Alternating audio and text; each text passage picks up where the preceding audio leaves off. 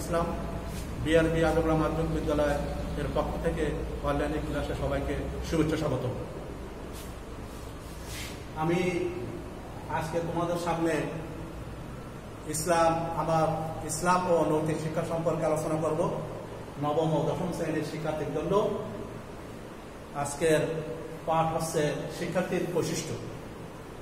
একজন শিক্ষার্থীর প্রকৃতপক্ষে কিছু গুণ থাকা আবশ্যক। এই গুণ না থাকলে আসলে তাকে শিক্ষার্থী বলা যায় না, চলে না।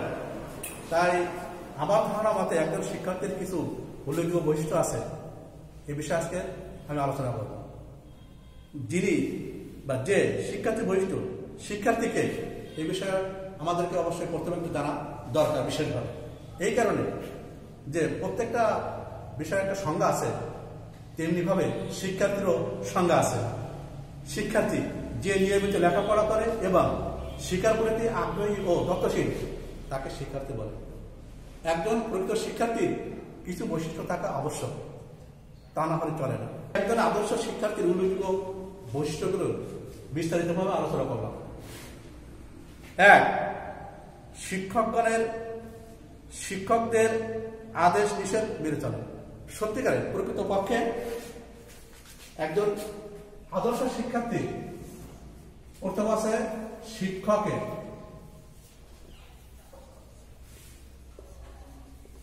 মেনে চলা। এটা একজন আদর্শ শিক্ষার্থীর কিছু উল্লেখযোগ্য বৈশিষ্ট্য থাকা আবশ্যক। সে বিষয়ে আমি বিস্তারিত এখানে আলোচনা করছি। এক, শিক্ষকদের আদেশ নিষেধ মেনে চলা বা আদেশ উপদেশ মেনে চলা। প্রকৃতপক্ষে একজন শিক্ষার্থী আদর্শ শিক্ষার্থীর প্রথম শর্ত আছে তাকে শিক্ষকদের আদেশ উপদেশ মেনে চলা। যদি তাই না হয় তাহলে আসলে তাকে প্রকৃতপক্ষে শিক্ষার্থী বলা যায় না। সে তো আসলে মানুষ হতে গেলে শিক্ষার্থীর কথা, আদেশ উপদেশ নিষেধ এগুলো অবশ্যই মেনে চলতে হবে। নাম্বার দুই, সাক্ষাৎ হলে বিনয়ের সাথে কথা বলতে হবে এবং তাদের ভালো মধ্যে খোঁজ নিতে হবে।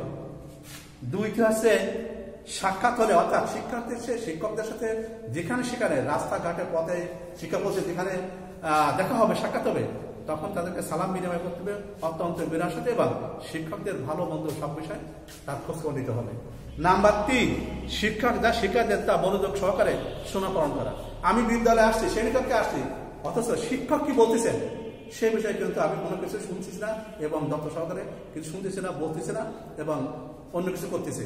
এটা আসলে প্রকৃতপক্ষে শিক্ষকের উল্লেখযোগ্য বৈশিষ্ট্যের মধ্যে পড়ে না। তাই তাকে অবশ্যই শিক্ষক যেটা শ্রেণীকক্ষে পাঠদান দেন সেটাকে অবশ্যই তাকে যত্ন সহকারে শুনতে হবে এবং তা পালন করতে হবে। নাম্বার চার, সবসময় শিক্ষকগণের সাথে নম্র, ভদ্র, উত্তম আচরণ করা। একজন প্রকৃত শিক্ষার্থীর উল্লেখযোগ্য বৈশিষ্ট্যের মধ্যে এটা অন্যতম। শিক্ষকদের সাথে সবসময় শিক্ষকের সাথে নম্র, ভদ্র, বিনয় আচরণ করতে হবে। তা না আসলে তাকে প্রকৃত শিক্ষার্থী বলে যাবে না। সবসময় এটা খেয়াল রাখতে হবে। নাম্বার পাঁচ, সকলের সাথে সদ্ভাব ও সুসম্পর্ক বজায় রাখা।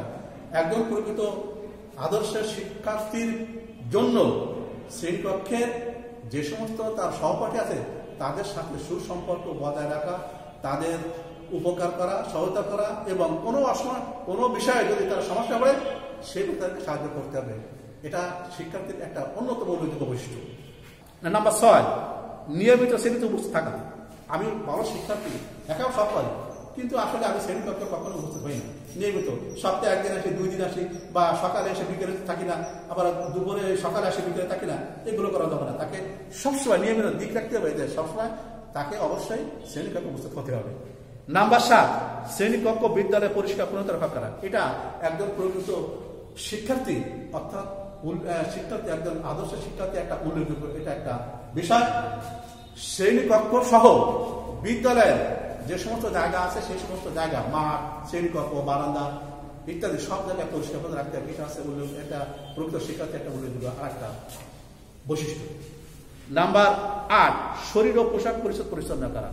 শরীর এবং পোশাক যদি পরিষ্কার পরিচ্ছন্ন না থাকে তাহলে দেখতেও খারাপ লাগে এবং বিভিন্ন ধরনের ছোঁয়াচে রোগ যেরকম ঘা, পাছড়া, দাগ এগুলো হতে পারে এই অপরিষ্কার পোশাক থেকে। এই জন্য সবসময় শিক্ষার্থীর উচিত হবে নিজে পরিষ্কার পরিচ্ছন্ন থাকা এবং পরিষ্কার পরিচ্ছন্ন পোশাক পরিধান করা। নাম্বার 9, শ্রেণীকক্ষে বা অন্য কোথাও শিক্ষকদের সাথে দেখা হলে সাথে সাথে দাঁড়িয়ে সম্মান করা। অনেক শিক্ষার্থী আছে, শিক্ষক পাল্টে হেঁটে আছে, কিন্তু শিক্ষার্থীর কোনো অনুমতি নেই। শিক্ষক নাকি সাধারণ লোকের মতো মনে করে, তাকে সালাম অথবা শুভেচ্ছা বিনিময় করার প্রয়োজন মনে করে না। এটা তো একটা খারাপ দিক। আমি মনে করি না একজন প্রকৃত শিক্ষার্থী এটা একটা উত্তম বৈশিষ্ট্য। অবশ্যই তাকে শিক্ষক দেখা করে দাঁড়িয়ে তাকে সালাম অথবা নমস্কার জানিয়ে তার ভালো মন্দ জিজ্ঞেস করতে হবে। এটা হচ্ছে প্রকৃত শিক্ষার্থীর একটা উল্লেখযোগ্য বৈশিষ্ট্য। নাম্বার 10, অনুমতি নিয়ে শ্রেণীকক্ষের বাইরে যাওয়া এবং প্রবেশ করা।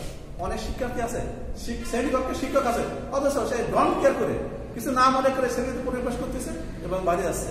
একজন প্রকৃত শিক্ষার্থীর পক্ষে এটা হবে, সে যখন ক্লাসে প্রবেশ করবে তখন শ্রেণীকক্ষকে কাছে অনুমতি নেওয়া এবং যখন কোনো সমস্যা করে বাড়ি যেতে হলে শিক্ষকের কাছ থেকে অনুমতি নিয়ে বাড়ি যেতে হবে। নাম্বার 11, জীবনের প্রতিটি ক্ষেত্রে শিক্ষকদের উত্তম শিক্ষা মেনে চলা। জীবন বাবা মা শুধু সন্তান জন্ম দেন, কিন্তু শিক্ষকরা তার সমস্ত সুরক্ষিত মানুষ করে তোলার জন্য একটা উত্তম মাধ্যম। আমি মনে করি যে শিক্ষকদের যে সমস্ত আদেশ উপদেশ আছে উত্তম ভালো, সেগুলো জীবনের প্রতি ক্ষেত্রে বাস্তবায়ন করা এবং মেনে চলা। নাম্বার 12, শিক্ষকের অপহরণ এমন কাজ না করা।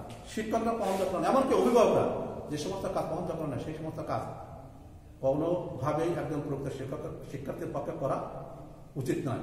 এগুলো মেনে চলতে হবে। নাম্বার 13, কোনো অবস্থাতে কারোর সাথে অভদ্র আচরণ করা না করা।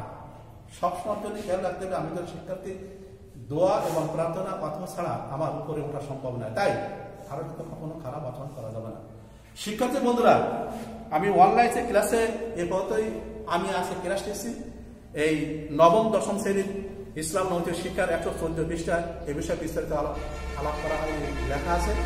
আমি আশা করি এগুলো তোমরা দেখবে এবং আমি যে ক্লাস করছি আমার আজকে এই পর্যন্ত পাঠ নবম দশম শ্রেণীর 114 পৃষ্ঠায় এই বিষয়ে বিস্তারিত লেখা আছে। আমি আশা করি, প্রত্যাশা করি তোমরা এটা দেখবে এবং আগামী ক্লাসে আরো যারা সমাজের বা গ্রামের যে সমস্ত শিক্ষার্থীরা শিক্ষার্থী আছে, যারা শিক্ষার্থী এবং শিক্ষক অভিভাবক নিয়ম মেনে চলে না, এরকম 10 জন শিক্ষার্থীর একটা তালিকা করে আগামী ক্লাসে উপস্থাপন করবে। এই প্রত্যাশা রেখে আমি আমার ক্লাস এখানে শেষ করেছি। সবাইকে ধন্যবাদ।